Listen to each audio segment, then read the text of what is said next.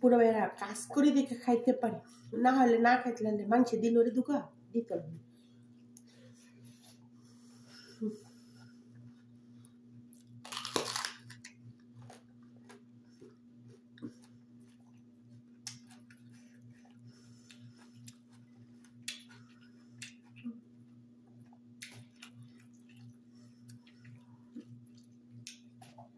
নিজের প্রতি নিজে সবসময় বিশ্বাস রাখবেন, জীবনে কখনো হারবেন না মানুষের কাছে।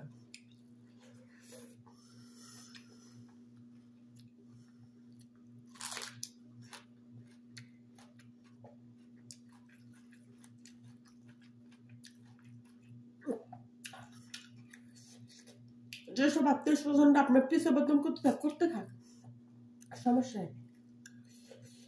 মানুষের বদনামে কিচ্ছু আপনার আসবো না, চাইবো না।